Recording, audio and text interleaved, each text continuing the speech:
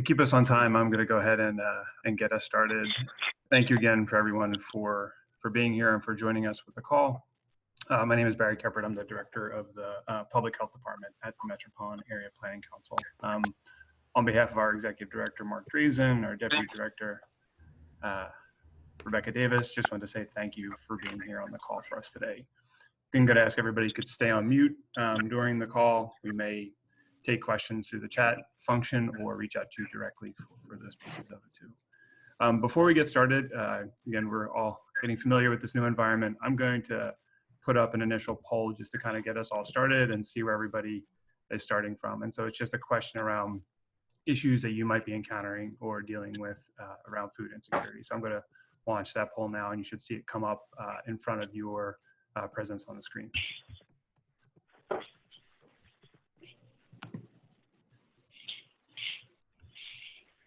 Perhaps you could also read it for the folks who are on phone and not being able to see the screen.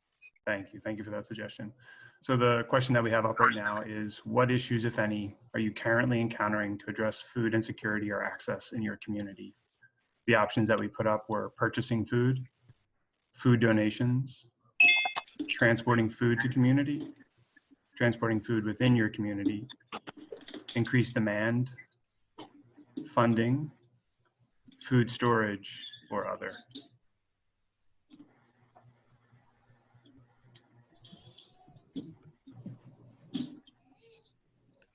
You want us to tell you? It's more just an interactive poll just to kind of get us started. What we'll ask is if you can just think about that as you go through the session if you're not able to see the poll. But then if you are on the chat, you can feel free to enter for some reason if you can't enter the poll. I'm going to give it about a caramel and sprinkled. I'm just going to ask again, everybody, if you could just be on mute if you're to that little microphone there. So I'm just going to end the polling and put it up for everybody. People on the phone can mute by doing *6, or you can mute everyone.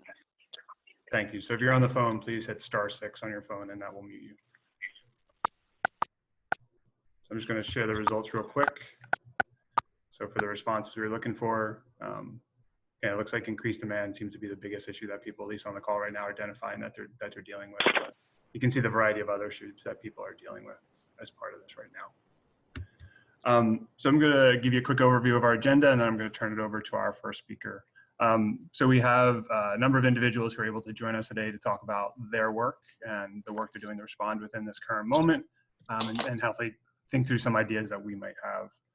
The first will be Erin McAleer, who's the president of Project Bread. We will also be joined by Catherine Drennan, who's the Director of Communications and Public Affairs at the Greater Boston Food Bank. And we'll also be joined by Jen Fagel, who's the Executive Director of Commonwealth Kitchen. Following remarks from those individuals and some updates, we're also going to hear from Congressman Jim McGovern as part of the call. And at the end of the call, as I mentioned, we'll have time to kind of come back to some questions you raise, as well as ideas you might share.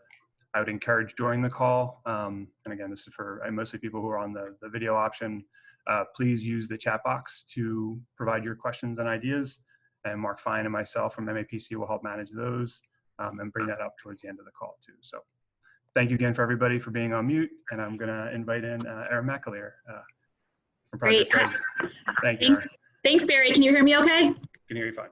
Great. Well, thank you to everyone. Thank you for all the critical work each of you are doing in your own communities across the state.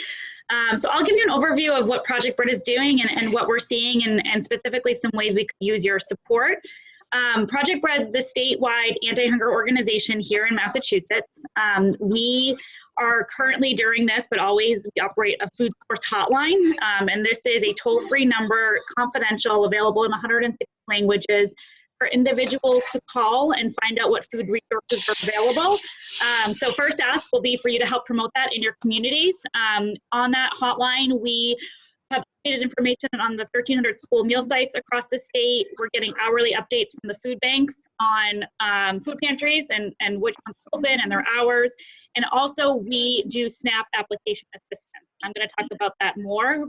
Supplemental Nutrition Assistance Program. We do pre-screening and application support. We can get basically the applications 90% of the way there for individuals who want to apply for that program. In addition to the hotline, Project Bread through a close partnership with the Department of Elementary and Secondary Education, helped set up and is now supporting the 1,300 school meal sites across Massachusetts. So thank you to the superintendents and school leaders in each of your communities who got those set up very quickly and under, difficult circumstances. Where we are today is certainly supporting them to continue to think through the best models to provide food in the most safe way from a public health standpoint. So many are doing drive-throughs, many are doing delivery models, using school buses. Where Project Bread can help is share best practices. So if anyone in your community is trying to think through, what's working or what not, we also are going to be mailing out promotional materials to all of the school sites in the coming days. We have found that, some sites that got set up really quickly, folks just don't know that they're there. So we're just trying to make sure that people they're visible, that there's A-frames and posters and whatnot. So those will be going out in the next few days for any school district that wants promotional materials. And finally, we're going to be releasing grants in the next few days as well to school sites that asked for financial support. A lot of those grants, we kept them pretty open-ended. We just asked what they might need to be used for, and a lot of those school grants are going to be used just to support staffing for those communities. So that's the work that we are primarily focused on that impacts you. Is our Food Source Hotline can help anybody in your community, and the school meal sites are serving as a vital resource. Now, that said, I think it's really critically important that, we as an organization, and I want to share with you, are right now focused primarily on the federal nutrition programs. As you all alluded to in that poll, demand is the biggest issue that's being faced right now. Latest studies show that now 38% of people in Massachusetts are food insecure because of this crisis. And we expect that to go up. That percentage is from the last week in March, and things have escalated even in the past few weeks. So understanding that 38% of people in Massachusetts were already food insecure a few weeks ago, and that number is going up, the scale of this is huge. And we feel very strongly as an organization that the only way to meet that scale is to push as many people as possible to the federal nutrition programs. So school meals absolutely are one of them. In addition to the school meal sites, Sorry, I'm just going to take a moment. I just want to make sure I mute everybody, and then I'll mute you. So sorry to interrupt you that way. So I'm just going to mute everybody. Yeah. There you go. Awesome. So Thank you. You should be all set. You're welcome. Yeah, so the school meal sites are obviously a really critical resource. The second thing around school meals that Project Bread has led on is we advocated for Congress to pass pandemic EBT. What this means, and this is, we're just waiting for approval from USDA, but cards should go out soon, for all 500,000 kids in Massachusetts who rely on school meals, free and reduced price. They will be getting a card in the mail. It will look like a credit card. It does not look like the traditional SNAP EBT card just because of printing issues. It will have the value of school meals on it.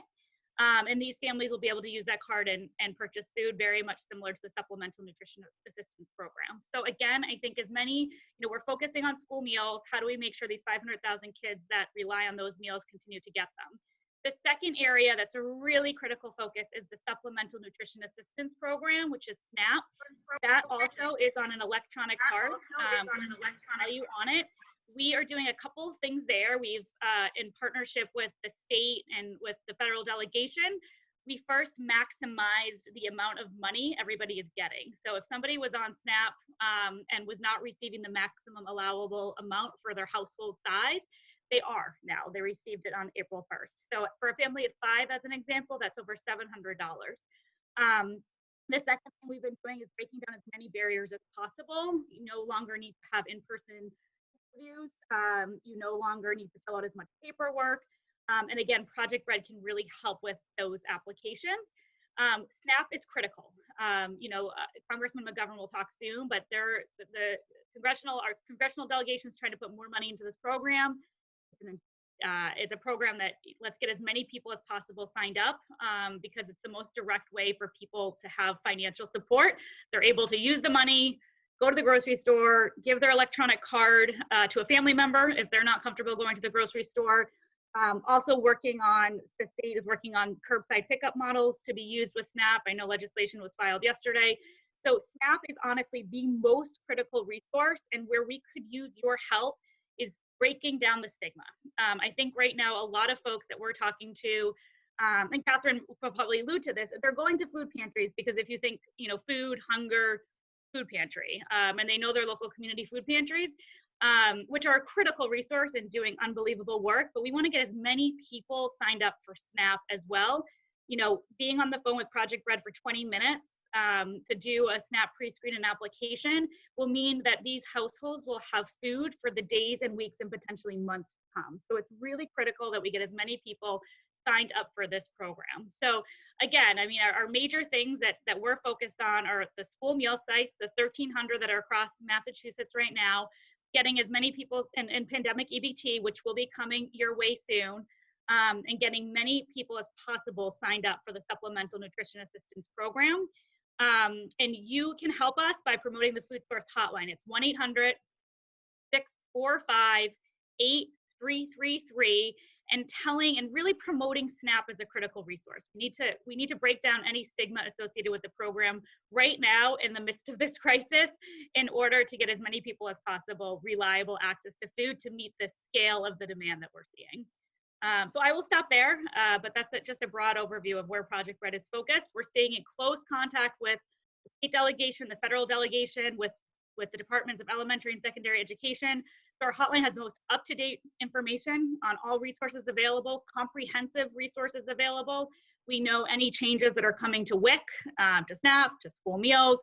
So if you're looking for just one place to send families, which is another thing I will just say, we're really encouraging as much as we can some centralized resources for families. The last thing we want is families having to navigate 10 different websites in order to figure out what's available to them. Project Bread can support your communities and helping families just go to one place and figure out what they can do for the days and weeks to come. Thank you, Erin. That was just a really important and critical update too. Thank you. And I appreciate you really bringing the issue up too around stigma too, because we know about all these accesses, but that feeling about whether or not you can go and access it is really important.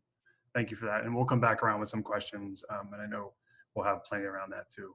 I'm going to turn it over now to Catherine Drennan from the Greater Boston Food Bank and invite her in to kind of share some of the perspectives and what you see happening from the networks you're working with. So you should be unmuted now, Catherine. Yes, thank you. Thank you, Barry, and thank you to the entire MAPC team for leading this discussion. Just appreciate bringing this to the forefront. I think the interesting thing about this whole situation has been how critical food and how central food has been to this crisis. So, Erin did an amazing job in talking about school meals and SNAP, and I can't emphasize enough how important SNAP is to this conversation, and I'll kind of detail why in a moment. So for those of you who aren't familiar with the Greater Boston Food Bank, so we are a food distributor, first and foremost. So we serve 190 cities and towns in eastern Massachusetts. We have nearly 600 distribution partners, food pantries, meal programs, shelters, mobile markets across all of those 190 cities and towns. So it's likely that if you are representing a community, there is a program in your community that is getting food from the Greater Boston Food Bank. Before COVID-19, about 65, those organizations were relying on us for about 65% or more of their food from our distribution. What we're seeing as food donations are shifting and restaurants are closing, more and more food and reliance is on the Greater Boston Food Bank. So we have seen about a 50% increase in demand across our network. We, in the month of March, distributed about 8 million pounds of food. That is insurmountable. I mean, for perspective, the highest we've ever distributed is about 5 million pounds of food. And every day we're creating new partnerships. I will say out of the 600 partners, there are about 60 programs that have shut down. Our capacity team is working every day with those partners to see what we can do to support them to get them back up and running. Some are just not going to because they've either are very small, don't have the resources, or are relying heavily or entirely on volunteers, and likely elder volunteers. So in some cases, they won't reopen. But we're working really hard to make sure that those communities are serviced by other organizations in surrounding communities or in that community. So in addition, we've created or started probably around 15 new partnerships, most notably in the Boston area. The YMCA is a new partner that is distributing food at sites. Often there are also sites that are serving school meals. We are starting a new pilot this morning with the Boston Housing Authority. So there's a number of new initiatives every single day. So we are distributing more food because of the demand and because of added programs. I would also say we're spending a lot more on food because this crisis has caused cost of food to rise. But a couple things I'll just note. So, I mean, there's incredible pressure on our network right now. We know that. So we've done some investments into our network to provide more funding for purchase of food and also for just general operating. So we're going to be sharing grants with all of our partners that are on the ground making this work within the next few days. So that's good news, at least to give them some temporary relief. I think the other piece is, we've had this conversation internally, and the only way that we're going to see real change and relief on the pantry and emergency food system is if more people are on SNAP. So I think that that's another push, and everything that Project Bread has been doing is incredible, and I know that our delegation is working very hard on that front. So we will be here if people need additional food. We can support you if you are representing a community and you're hearing that you don't have food or access to food or having trouble buying food. I mean, please get in touch with us because we can help with that. I think those are the big updates that I wanted to share. I think our capacity team, I've got my colleague DJ on the line. His team is working really hard with certain communities. I'll just mention, Chelsea's one. We have a team member who's been joining, calls 3 days a week to make sure that those are, they have what they need, and working with different communities. So if you need something, or if your community is experiencing some strain, please get in touch with us and we'll figure out a solution. One last thing I will say is, as I mentioned, we're buying a lot more food and food is more expensive. So yes, we do need more financial support. We are doing fundraising, and we've been blessed with so many generous donations, which is incredible. We do have some asks out to the legislature.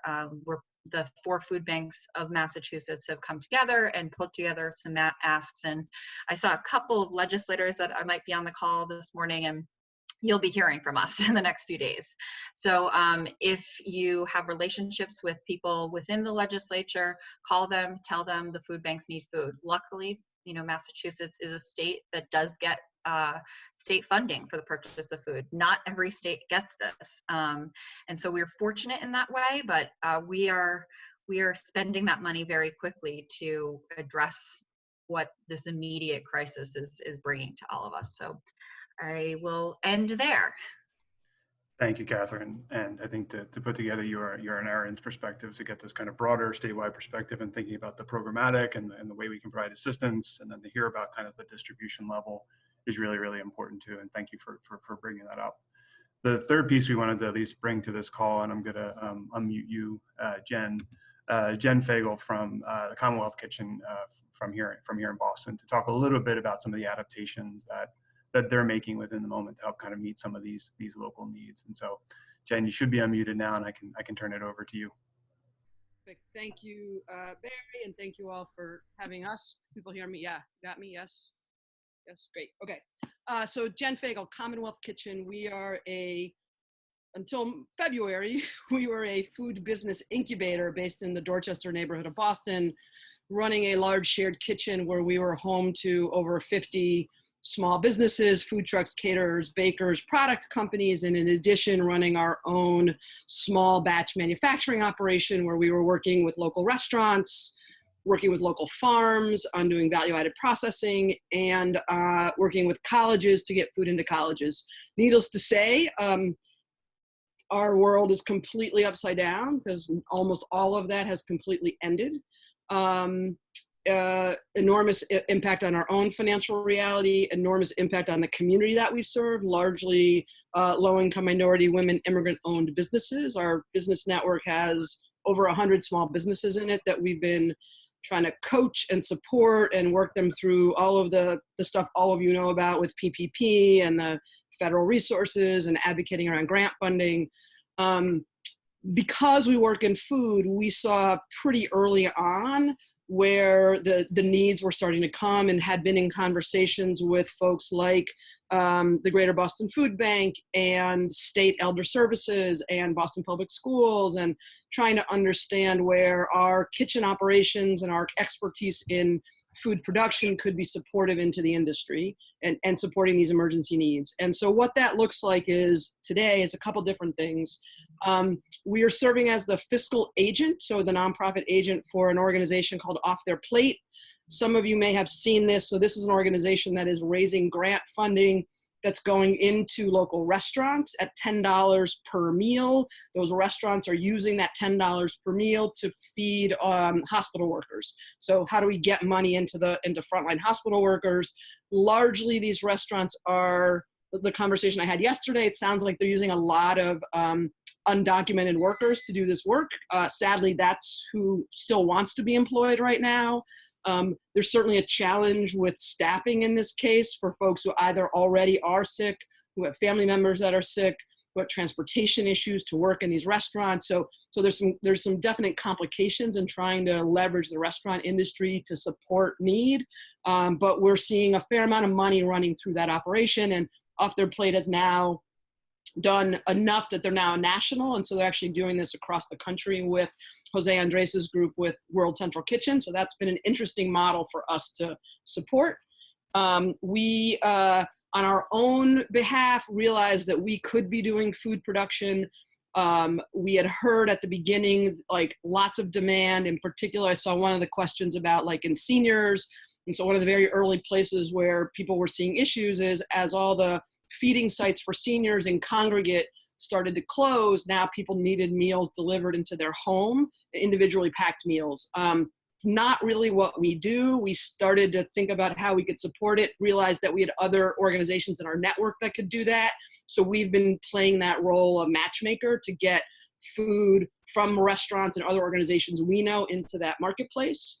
And so where we have been focusing for the last 2 weeks or so is we stood up our own production operation, where what we're doing is bulk meal production, so family style meals, feeding 4 to 6 people at a time, do some roast chicken, do some rice, working with the Boston area gleaners to in our case, try to purchase produce from the local farm. So we're supporting our farm community to make meals that are actually now going. In our case, we're partnering with community health centers, with other community-based organizations who know where the need is, because that is not what we know, right? We know how to make food. We know how to do it all safely. We can do it in large production. So just a simple example of this is last week, I think we fed about 1,600 people at the Dimmock Health Center in Roxbury. So what that looked like is we made chicken, rice, beans, curried veg, whatever that was, put it in bags. We did some grocery bags for them as well. All of that went over to Dimmock Health Center, where families that were able to drive would drive up. Meals got put into their car, off they went. In other cases, if people came up, we would hand them the meals, and then about maybe 20% of them, the Dimmock staff were the ones who did the delivery, because we don't have trucks. We don't really know that marketplace. So that's kind of how we've set that up. We've since done that now 2 times with Dimmock Health Center. We've done it with Dot House Health Center. We did it yesterday with Friends of the Children Boston over in Roxbury at Hibernian Hall. Starting next week, we're doing the same thing with the Codman Square Health Center. So again, really trying to lean into who are the networks of organizations that are working with folks that have a need. where prepared food as a part of the solution makes sense. The other thing that we're doing, one of the businesses that works in our kitchen is a company called Eat Well, and they actually make meal kits, and their focus pre-COVID was creating nutritious meal kits that could go to low-income families at a cost of $3 per meal. And it was a meal kit that you take home, and in 30 minutes, one pot, make a delicious meal for 4. And so we are now working with them, with the Public Housing Authority and some others, to try to move those meal kits out into those markets as well. And realizing, much like everybody else on this call, that the demand is everywhere. The organization is not really happening in a very powerful way yet. And so we're all just trying to figure out how do we connect dots across this. And so we are trying to use the connections we have in the food industry to make the networks. So as an example of this, there's a soup company up on the North Shore called Kettle Cuisine. They had something like 15 pallets of soup that that was about to go out of code and therefore needed to get distributed. We were able to support them with Boston area gleaners to get that soup out into some refrigerated areas where now it can get repacked, probably by us, and then move out into the marketplace. So again, just trying to find ways where we, with our unique experience in the food industry, can be supportive of this. And then I'll say the last thing that we're working on now is trying to think about how do we take the off their plates model, which has been focused primarily on working in the hospital industry, to say, can we use that same model to work with neighborhood-based restaurants who have deep roots in their communities and are all hurting, to use those restaurants to provide emergency feeding to the families in need. So thinking about, in a place like Mattapan, can you get 2 or 3 Haitian restaurants to be paying them to help them actually serve folks in need? And so all of that is being funded through grants. We have money from the Boston Resiliency Fund, Harvard Pilgrim Healthcare. So we're just busy trying to raise money to make that happen. So that's the random things that we're doing right now. And I'm sure there's questions. I'll leave it there. Thanks, Jen. Sorry, I was always having trouble getting myself off mute. Thank you. That's just incredible to hear about kind of the innovations and the way you all pivoted towards this work too. I guess just to bring that all together, I think, I don't know about all of you, but I know for myself, I'm just the incredible amount of admiration and pride that I can see that what's happening across the state in terms of the various levels in which we're responding, and the networks that are emerging as well too. And for folks who have been following the chat, you're also probably seeing all the other types of innovation that are also being shared in what's happening. And so we'll come around to that piece of it too. But I believe Congressman McGovern was going to join us at 11:30. So I'm just gonna see if I can locate him in the participant list and see if I can bring him in. I might actually just check with Mark Fine real quick from MAPC to see if you've had any updates, Mark, on the Congressman. And you're unmuted, Mark. Yeah, I haven't seen anything yet. I'll check through the list. Okay, I can do the same. I was going to say I'd turn over to you for a second and see if there's a question or two you might want to raise for Jen, Erin, or Catherine. Yeah, I mean, one thing that was asked, I mean, I think if people are following the chat, there's been a lot of, back and forth and answers to questions on the chat. I mean, one thing we did get a couple people ask, what the contact information for the Greater Boston Food Bank was. I don't know if that's been provided yet on the chat, but if that could be, that would be great. I mean, another question we had on. Sorry, DJ, he kindly gave his personal email or professional email. So you're more than welcome to reach out to him. DJ, if you want to also maybe, I don't know if there's a more blanket email, like the agency relations that you can provide as well. And we can follow up with also this contact information if you want to share it afterwards too. Yeah, the one other area of interest that's come up a few times on the chat was just around, home delivery and services for seniors, and whether the food banks were doing that, or other services that people would recommend to kind of support that effort. Any response on that would be great. Yeah, I would say that a lot of our partners are doing some of this work. So YMCA is actually coordinating a lot of delivery in the city of Boston to seniors. That's part of also the partnership with the Boston Housing Authority that I mentioned, that there's a portion of that that's also being delivered to seniors. So there are initiatives. I think it was Jen who said it, it's just about connecting the dots and knowing where these programs are. And so hopefully, if you have, a pocket of a group of people that need access and need to know where to go, maybe we can help connect those dots. It is. So I would say go to the food source hotline. Yes. I'm just going to keep pushing that as like the centralized resource, because I just think having folks try to visit a lot of different websites right now is just, it's not manageable. So we are in touch with programs like Ethos and Community Servings and others that are doing home delivered meals. I will say this, the demand is higher than the supply. And there's no question. I think all of us probably on this Zoom would love to have our groceries delivered right now. What Project Bread is also trying to do is really triage and like who, an elder that was already homebound, somebody that is living in a household with an individual who has immunocompromised conditions. So we are in touch. We know where the programs are throughout the state. And so again, just contact us on the back end as well. Shoot us an email if you know of a program that has been launched, because again, there's a tremendous amount of work we are staying as up to date as possible on every single thing that's happening in every community across Massachusetts. But if there's something in your community that we may not be aware of, send that along as well. Yeah, sorry about that, Erin. I will echo the Project Bread hotline because we're sharing everything with them.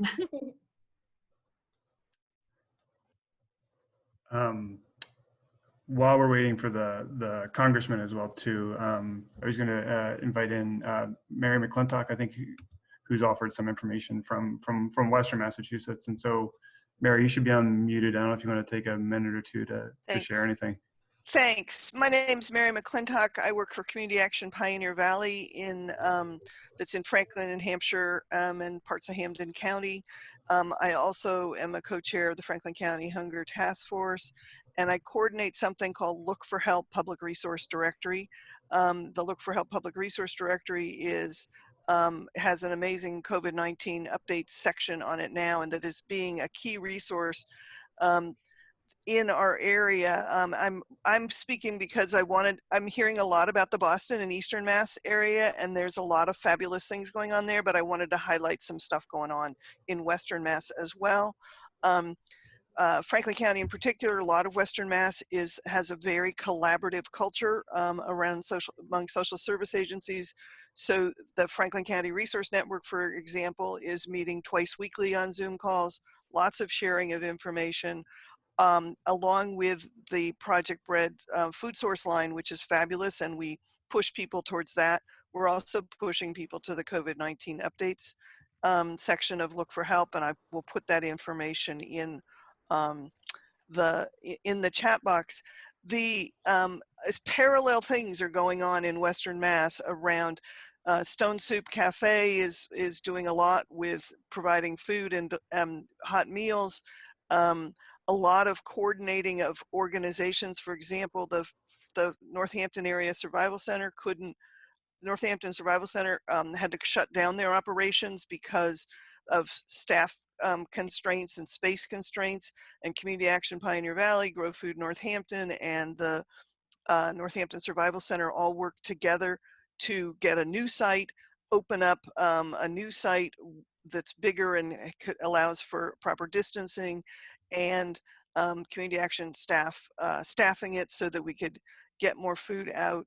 I think that just echoing what's happening in the eastern part of the state, only add the complexity of rural and distance and no public transportation, and getting food out to people. So places like Stone Soup are working on getting more distribution out to, delivering food to people. And Catherine Drennan has just pointed out that, yes, I understand that all the food banks are in communication every day, and that Food Bank of Western Mass is doing a whole lot of work. They also have mobile food banks where they go out and deliver, food to people. We're also seeing an increase in there's some programs that have had to end and some programs starting. And I personally just really want to echo what Aaron and Catherine talked about SNAP. One of the things about this COVID-19 experience is that seeing things that would have seemed impossible 6 months ago, like it would be impossible 6 months ago to increase SNAP amounts or give people more money on SNAP. And now it's possible. And I really hope that we can get much more SNAP money out to people, way more people on SNAP. It's the most efficient way to get for people to be able to go and get the food they want. And because one of the things is that the choice pantries in our area where you could choose the food have had to turn to just here's a bag or here's a box of food. And that means that a certain amount of the food is food that they either can't eat or their families won't eat. And that's being that's wasted. So, and I think with people having to go to food banks or food pantries or to meal sites is increasing their exposure to COVID-19. That I can go, I have the privilege of going to the grocery store once, shopping for a long period of time, stocking up on food, and then that's my exposure. But somebody isn't going to get 2 weeks of food at a food pantry or food bank. They're going to get however many days of food.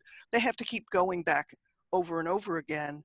And there's all the staffing that's needed for the food banks and the food pantries. So food banks and food pantries are doing crucial work, but something like SNAP that would allow, increasing SNAP that would allow people to get more food and stay home would be greater for COVID-19. So anyway, thank you for letting me take the time. I'll back off now. No, that was really helpful, Mary, too. And it's a kind of a great segue to go to the congressman who, Congressman hey, Jim, you're unmuted now. You're unmuted now. Thank you for joining us, and thank you, Pepe.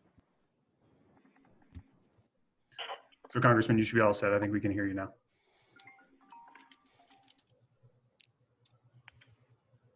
Hi, Jim.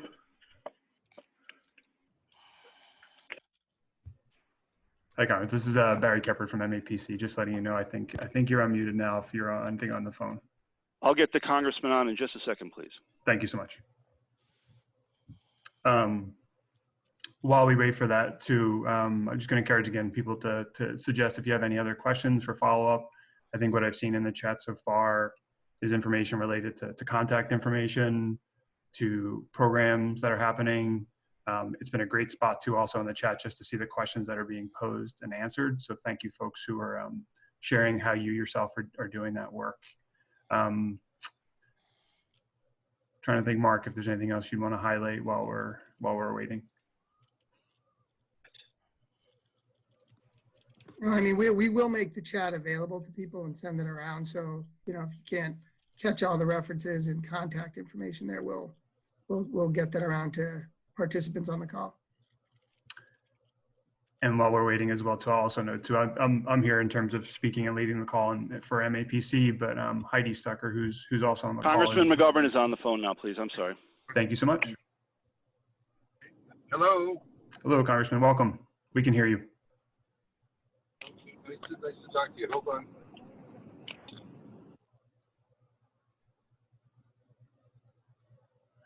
If you are still talking, we can't hear you anymore. It sounds like might be a little quiet.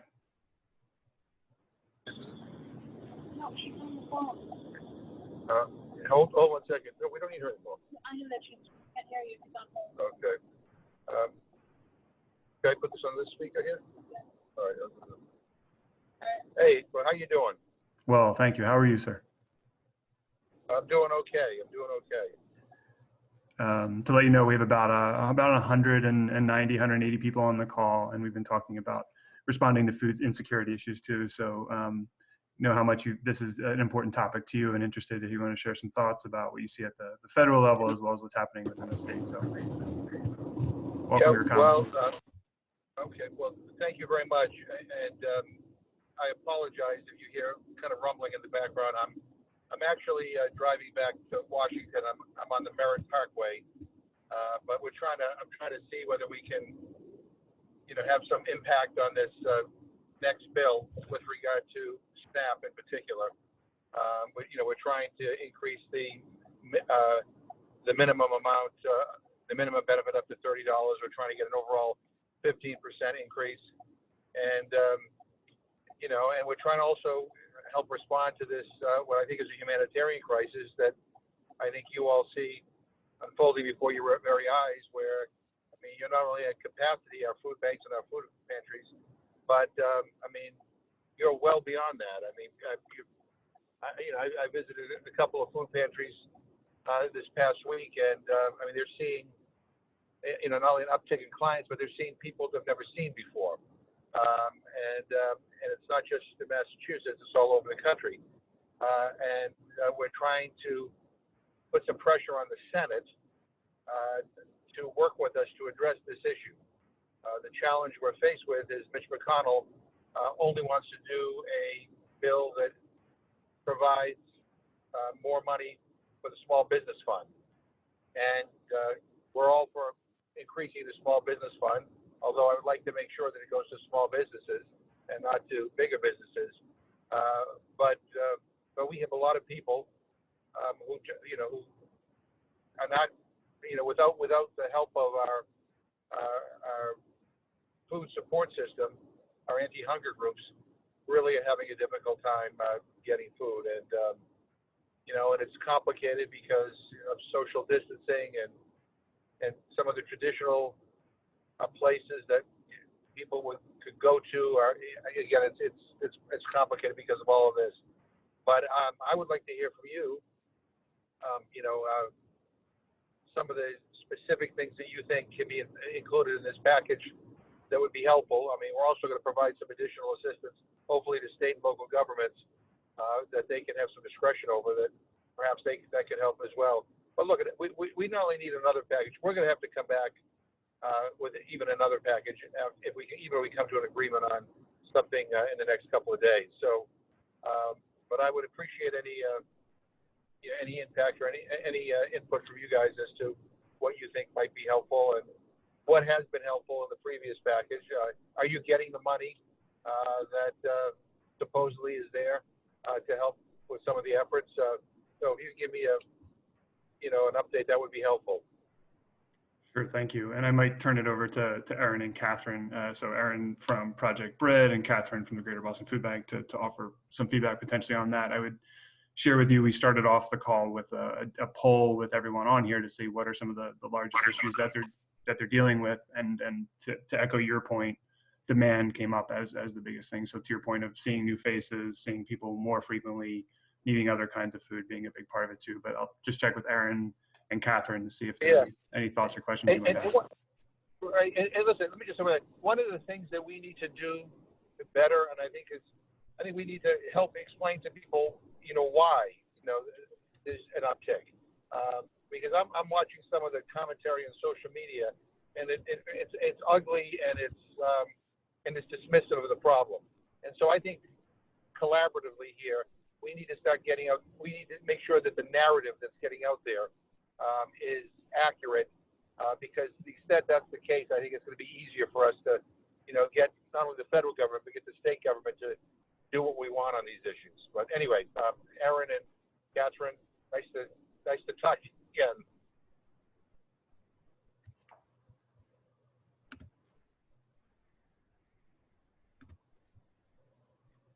Oh, hi, so this is Erin. Yeah, I mean, I would echo what the congressman is saying. I think one of the things that we're seeing, so SNAP applications, calls to our hotline have quadrupled. SNAP applications at the Department of Transitional Assistance have also quadrupled. The majority are individuals that have applied to SNAP before. They're already known to the system. What that means and what that tells us is this whole new population of new unemployed and new underemployed are not applying for the Supplemental Nutrition Assistance Program.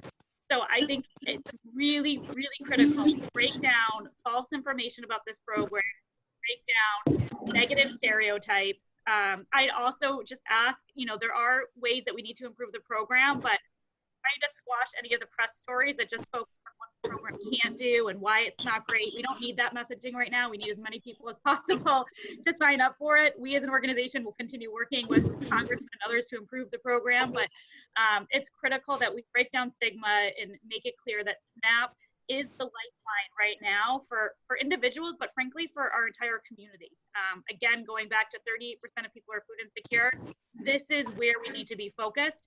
The congressman and our entire delegation have done incredible work in putting more benefits on the cards. Like I said, everyone now is getting the maximum benefit. He's driving to DC to get more money coming. We need to get to the youth population, and Project Bread is, launching this campaign just to focus on all of the resources that are available. We're trying to push to we now have 1,400 school sites, information about SNAP and how to get signed up. But again, as much as all of you can do to help us lift up this program and direct people to it, because frankly, it's the only way we're going to solve for the crisis that's before us with this many people in Massachusetts. So like Jen, I know we've talked about getting this out to the restaurant industry. I mean, that's the kind of stuff Project Bread's trying to do, is identify where are the critical unemployment gaps, where our awareness campaign, we're looking at the unemployment data and, what communities do we really be getting this information to, whether by sector or by, geography. But it's just really critical that as many people know about this program as possible.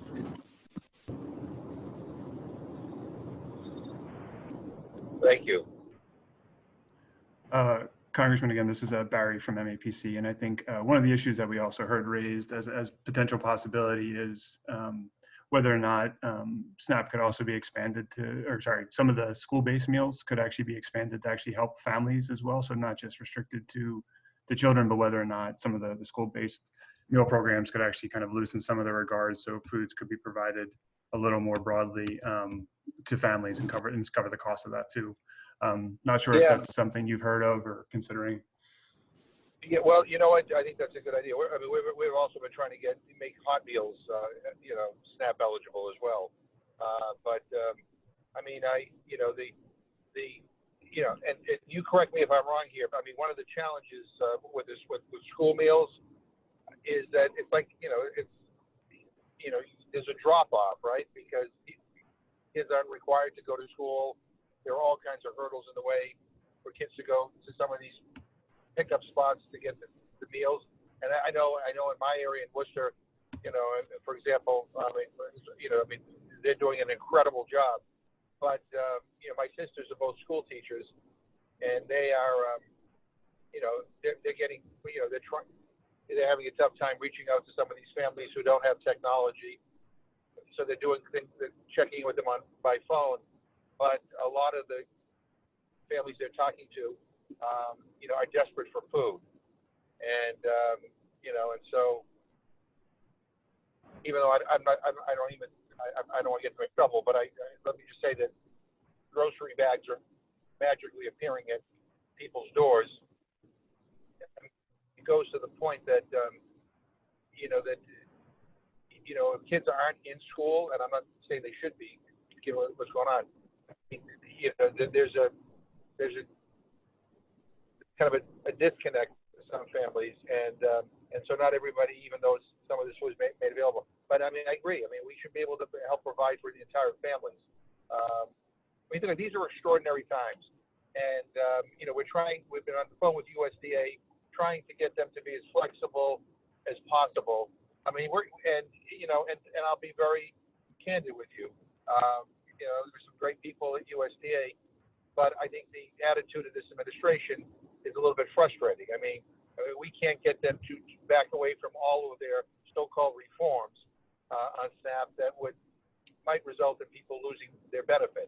I mean, courts have halted some of it, but they're still going forward with some of their initiatives that could cut people off the program. And they continue to tell us that they don't have discretion, or they don't have this, whatever, that we have to do things legislative. Well, we're going to try to. So let me see what we can.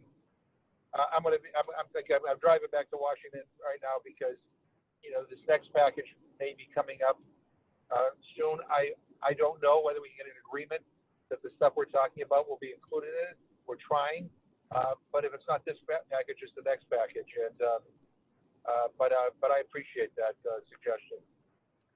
And I want to be mindful of your time too. How much longer can we have you on the call?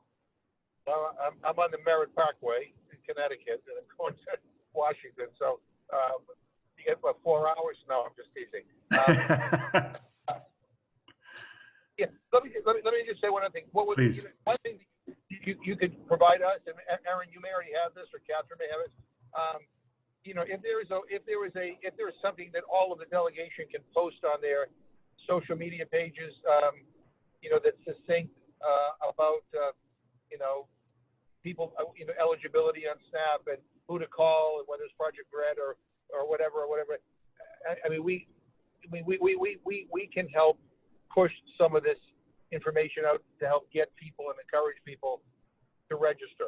So anything that, you know, you guys come up with that you think is, you know, we need to get out. I mean, we all have our, you know, our social media followings like all of you do, and some of it overlaps, some of it doesn't.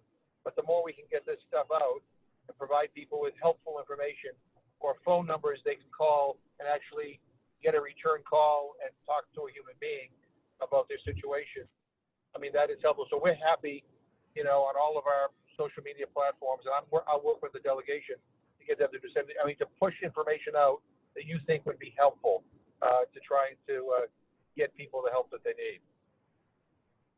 Thank you. And I think that theme has been touched on a number of times here in terms of the way to respond to the volume that we're seeing is by actually kind of increasing support and attention to the support for this program that calls to our elected officials. So thank you for that. I was going to invite Erin back in real quick too on that point about the school lunch program and availability for families.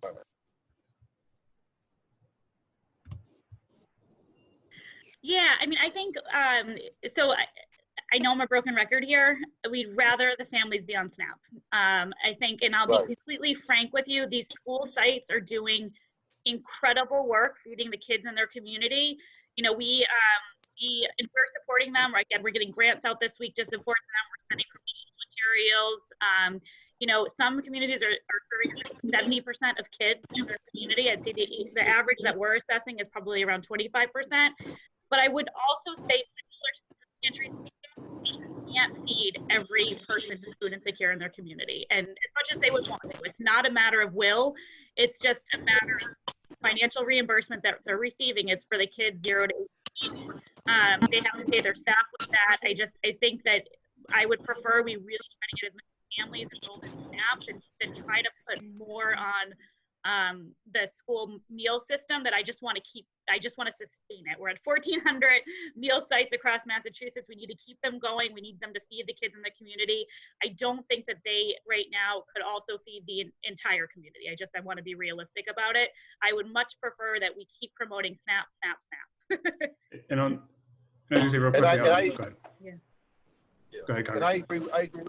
You know, I think Erin is right. I mean, look, I'm to this point, I'm open to any idea that makes good, nutritious food more accessible to people. But the other challenge, obviously, is, I mean, SNAP is under a different agency. I mean, you know, from the school lunch program, they're separate departments. So you know, trying to negotiate tweaks, requires us, you know, to bring in a whole, you know, on school meat feeding programs, brings in a whole new set of people. But look, I mean, I don't know. None of us know how long this is going to last. And if there's a downward surge, and you know, we begin to start to, you know, be able to, we won't be going back to normal, but to go back to semi-normal, we don't know what's going to happen in the fall. And the deal is, you know, we may have to social distance again in the fall. We don't know, but I think to the extent we can get people enrolled in programs that we know are dependable and we know that, you know, we don't have to reinvent the wheel, I think it's an important thing. So, I mean, I think you know, if we get people enrolled in SNAP, let's do it. But whatever, I will check on the other thing as well. But also, I mean, you know, we get lots of calls to our office, you know, and we refer them to many of you who are on this call for help. But again, you know, helping us get information out on our social media pages, you know, working with the faith-based communities, which I know that many of you are already doing, because we're getting calls from churches and other faith-based organizations about, you know, what to do about this or that. I mean, you know, who do I call and all that kind of stuff. So, you know, I think we're just at a point where I think all of us feel like we're drinking water from a fire hose, but we just want to make sure that people don't get left behind. And here's the tragedy, right? I mean, even before this, we would be having a call like this, and talking about the fact that what exists right now is not enough to deal with issues of food insecurity and hunger in our Commonwealth or in our country. Because what happens is, even in the best of times, sadly, poor people tend to be an afterthought. We just need to make sure that in this time of crisis, that poor people don't become invisible. And I really worry if we don't make noise and get the narrative out there about what the reality is, that that can happen. I get it. We need to help our small businesses. They got a big lobby group out there. I mean, we got to keep our economy going, but we have to do more for this vulnerable population that you're all fighting for. So I appreciate everything everybody's doing. And look, I will work with you and follow up on every lead that you come up with. Thank you, Congressman, too. I think we're seeing a lot of echoing to people saying that SNAP is a small business assistance program too, by making those connections. I was just going to just good, Aaron, with one last point too, is that I think that in a couple other states there have been pilot programs to do online purchasing with SNAP, and just wanted to get your thoughts on how that seems for Massachusetts. We're totally absolutely. And I think it's an equity issue. People on SNAP should be able to purchase their groceries the same way as people not on SNAP. There's two things. One, the states that are doing it were selected for a pilot a few years ago, and Massachusetts unfortunately wasn't one of the states that USDA had selected for a pilot. So they're just ahead of the game. They got their EBT card system set up. So now they were ready to go. We're just a little bit behind. So there's two things. One, we need to get approval from USDA, which I hope that USDA, Congressman McGovern is right. They haven't, the Trump administration has held back on some things longer than we would have liked. So there's that. But then second, the IT issues will take probably around 8 weeks. So I think that the goal is to keep moving forward with it, but also just to be realistic, it's not something that can happen next week. And again, just kind of going back to my earlier, as advocates, we are pushing it so hard. I'm really trying to not make that the story, though, about what SNAP can't do. Let's focus on what SNAP can do, which is give people money to purchase groceries. So as much as you can also, it's an important thing to advocate for. We absolutely should, but I've been a little bit frustrated that all the press right now around SNAP is what it can't do. We need more press talking. We need front page stories about SNAP being a critical program during this crisis, not, this is what it can't do and why not. So. Thank you, Aaron.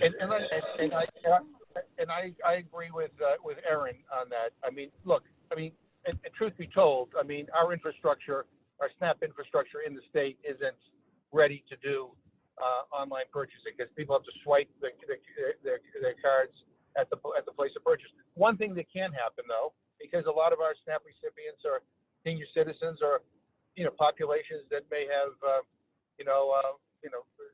may be more vulnerable to this disease.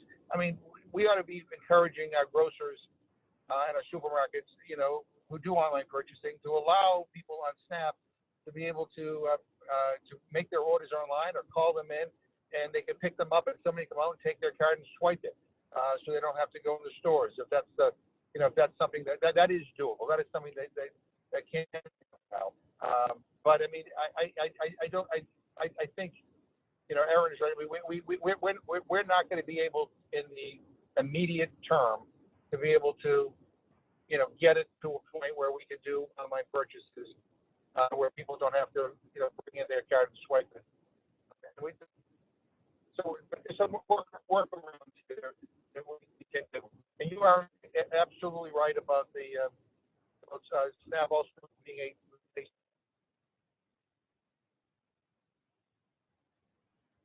SNAP is an important stimulus to our economy. It's one of the ways to keep the economy, alive, so that we can, when this is all over with, we can get up and running again. So it's not just a program of helping people who are struggling. It is also about supporting our businesses. And I think that's, again, SNAP is a good program. My critiques of the program is it's not generous enough. We need to, modernize it a little bit in terms of things like online purchases and stuff like that. But let's focus on the positive. And let's focus on the fact that this is part of the solution during a pandemic. I mean, we are grateful that we have a program like this. We need to make sure that everybody who is eligible is enrolled, and we need to help them do it. We need to make it as easy as possible. And by the way, on the online purchases, I've written a letter to the Secretary of Agriculture. They wrote us back. If we could do it, they give us a waiver, but we're not going to be able to do it in the short term. It's a little bit more complicated here. So I think, we could find workarounds, but let's keep our eye on just getting more people enrolled. Again, not just for the immediate time. We may be in a crisis again in the fall once we get out of this. So let's focus on that. And I'm on the policy level, we're happy to advocate for whatever, and any waivers that are required, you guys will let me know. We'll go to bat for you with USDA. But there's a lot of benefit right now with the program, and we need to make sure that people are getting it. And so, in any event, I'm happy. Drea Shropshire is my aide. She's been on the phone. Call her in my Washington office, and we will do whatever. But I'm going to end here by saying, the narratives are important. We need better stories, and we need to change some of the chatter online, which drives a lot of public opinion, into the benefits and the success story, how this is a stimulus, how this helps small business, and why we should invest more in it. Thank you, Congressman. I'm gonna turn it over to Catherine right now, but thank you. Thanks. Thank you, Congressman. I just wanted to add one quick thing about the utilization of SNAP at the retail level. So there was a story on NPR a couple days ago around a big push from Beacon Hill to the governor to mandate the curbside pickup. And I know that is a conversation that retailers are having. Obviously, retailers have their own unique set of challenges right now with less staff and just prioritizing all the demand on that system. But we have been in touch with the Mass Retailers Association on this issue, and had talked to DTA also earlier this week about providing some guidance. To my knowledge, Walmart is one of the few retailers that are actually doing this really well. And so we're hoping to share those best practices with the other retailers across the state. Thank you, Catherine. And so I'm going to recognize that we're at time. Just to note a couple things too, we will be following up on questions that we weren't able to answer in the chat. We will be following up with the notes from the chat, and we'll also be following up with some of the contact information that people had asked for as well too. So I just want to take this moment on behalf of everybody on the call on MAPC to thank Aaron McAleer and Project Bread for joining us. Catherine Drennan from Greater Boston Food Bank, thank you very much for joining us. And Jen Fagel from Commonwealth Kitchen, thank you so much for joining us.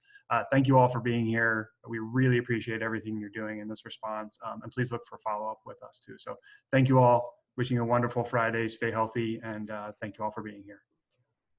Thank you, Congressman McGovern, for participating too. Appreciate it. Thank you. Thank you, Mark. And thank you, Congressman McGovern and your team for joining us, and hope that trip back to ZE goes swift and smoothly.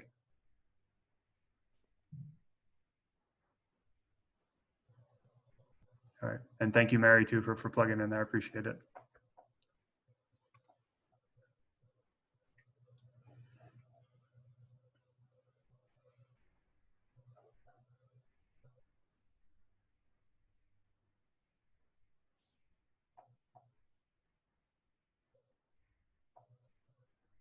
Mark, do you mind if I just follow up with a phone call real quick?